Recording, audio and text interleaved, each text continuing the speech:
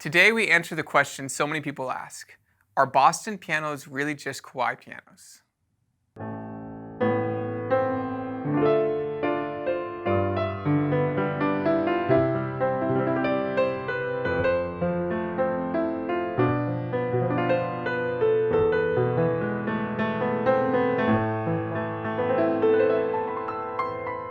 Hi, Patrick Marr with Alamo Music Center in San Antonio, Texas. You can find us online at alamomusic.com. If you haven't already, please subscribe to our YouTube channels, check out our other videos, sign up for notifications, leave us comments. We love to interact with you guys. Thank you guys for watching, of course.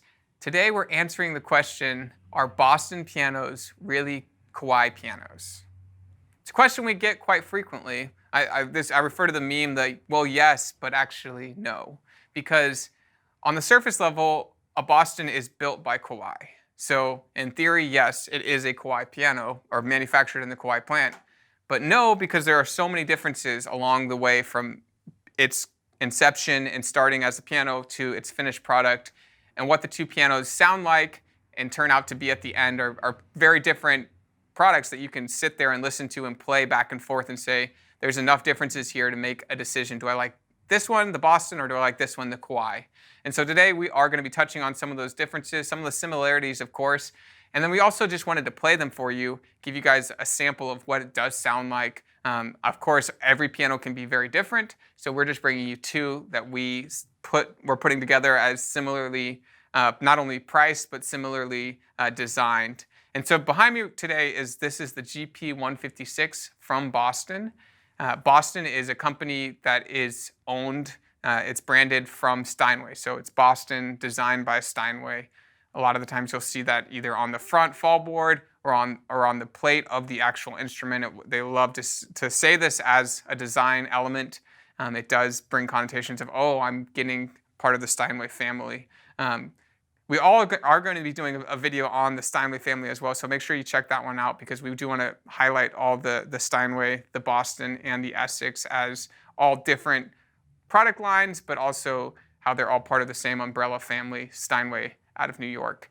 And so Boston falls in right at that midpoint, right between the Steinway and the Essex. Back in the 90s, Steinway identified that Steinways are getting very pricey, and a lot of people, the average consumer, can't afford to just go in and say, I want to buy a Steinway, here's $50,000, here's $100,000. It got very expensive very quickly, and so Steinway saw an opportunity to work with other manufacturers and say, hey, we can offer a product designed by us where we're going to put some design elements in from Steinway, some of our exclusive patents and some of the things that we stand behind as a company, but we want them to be manufactured at a lower price point, so they had to look overseas for that. Boston was set out to be designed exclusively for Steinway, and they went to a manufacturer that they thought made a great piano, and that manufacturer is Kawai out of Japan. And Kawai has not only a factory there in Japan, they have one in Indonesia now. And so the Boston line, depending on the model you're looking at, will vary at where it was created. Most of their grands, if not all of them, are out of Japan. At the time of making this video, I believe all of them are out of Japan, where some of the uprights are made in Indonesia, but all made by Kawai and Kawai facilities. But Kawai just makes an excellent instrument, so we are going to be comparing it against the Boston, just to show you guys the main differences. And primarily, the biggest ones are going to be the action. And so Kawai carries the Millennium III action, where Boston is going to be a traditional all wooden action. The Millennium III that the Kawai does make, and we've done videos on this as well, is a carbon fiber action. And so there's over 1,000 pieces of carbon fiber in it. They really stand behind this as a product that puts their piano in a separate category from pretty much any other piano. They say this is an amazing action. It's a great feeling action. That's also one of the reasons we recommend going to try out these instruments if you have an opportunity. If you're near any stores that carry Boston, that carry Kawai, I think it would definitely be worth your time if you're going to be making the investment into a grand piano to go put your fingers on these and play them, or bring a player friend if it's your first piano. If you bring someone who plays, a technician even, it can be really an interesting experience, and you can definitely see some of the differences and hear them. So today we won't be able to show you what they feel like. I can try to explain to you guys, but basically we wanted to highlight the sound. So this GP156 behind me is a 5'1", made by Boston, made by Kawai. And just a great instrument. It's their entry line into their Baby Grand series. So this is the smallest that they get, 5'1". It's got a great sound. The biggest thing that Boston has, so Kawai has that Millennium III action that people love and rave about. The biggest thing Boston does in design elements different than Kawai is the actual tail on the back of the grand piano is a little bit bigger. It's a wider tail, and that is to increase not only surface area of the spruce soundboard. So the spruce soundboard, the bigger it is, the more sustain you could get, the louder volume you do get. So sometimes on these smaller pianos, you get a little bigger, more dynamic range. But it also, because of that wider tail on the backside, they're able to place the bridge a little bit more in the center where the treble and bass kind of switch off. And so that's the big marketing behind the Boston and the big push. They say, hey, this is something that we've created for Boston. We brought it to Kawai. Kawai's agreed to build it for us. And the thing that's interesting here is Kawai and Steinway come together. They sit at the table. They agree on making this product that they both like, that they're both saying, this isn't as good as our top of end. Kawai is on record saying that they would never build a product better for someone else than they would build for themselves. And Steinway is not trying to recreate an exact Steinway. They're trying to create something that has value at a good price point. And so it's really important to realize that this lines up real nicely within that mid-tiers of Kawai. And people often play the Boston, they play the Kawai next to each other. They even try out Yamaha. They try out these other brands too, because it's an affordable piece, especially when you're looking at the entry line offerings. And so just wanted to bring you guys this video, make it kind of short, get to the playing really, because that might be the most beneficial for y'all. But the different tonal sounds that we're going to be hearing from these two, and if you guys hear a difference, please let us know. Leave some comments. If you've played either the Boston or the Kawai, we're going to be playing on a Kawai, a GL-30. The GL-30 we picked, it is a 5.5, so it's a little bit bigger. But like I said, the tail is going to be a little bit more narrow, so it's going to be very close in as far as the sound of the soundboard. But the Kawai is going to be a little bit bigger. Did want to mention that, a 5.5. The reason we picked that one is because these are both the entry lines made in Japan. Kawai moved their GL-20 production to Indonesia because they were pumping out so many of those. The GL-20 previous to 2019 was made in Japan, and that would have probably been the closest comparison. But now we're looking at the GL-30, which is a 5.5, a little bit bigger, but made in Japan. This is the GP156 made in Japan. So these are the Japanese-built entry levels from Kawai and also from Boston, built by Kawai. So let's take a listen, see if there's a whole bunch of differences, and let us know what you guys think.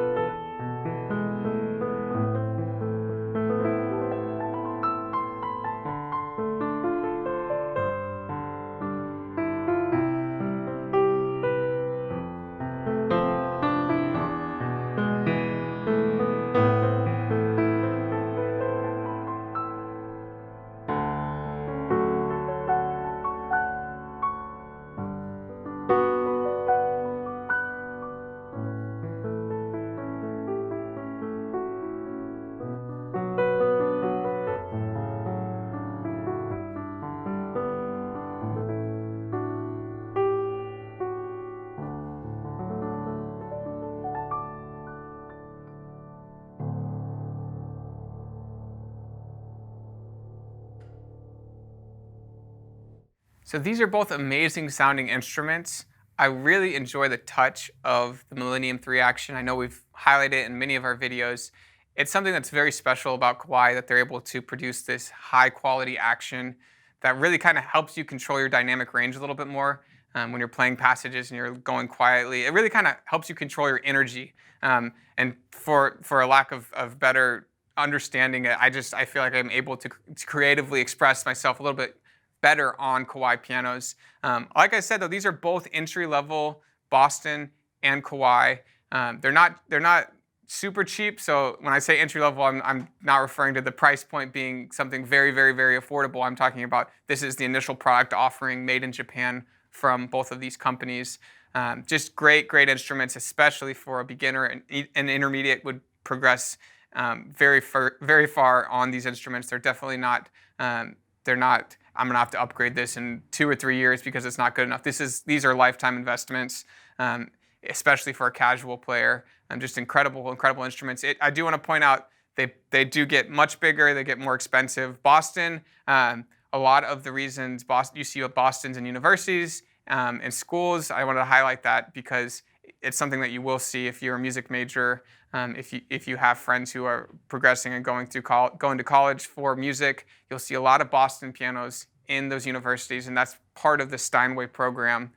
If you want to be a Steinway school and get discounts on the Steinways for the performing arts centers and Steinways for the recording studios, then you have to have at least, I believe it's like 90% Steinways in the school.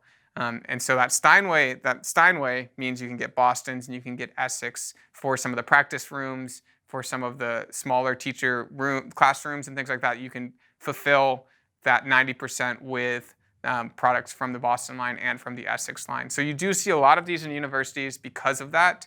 And they're just also a quality instrument that's not going to fall apart on you, that can really progress a player to intermediate level and beyond.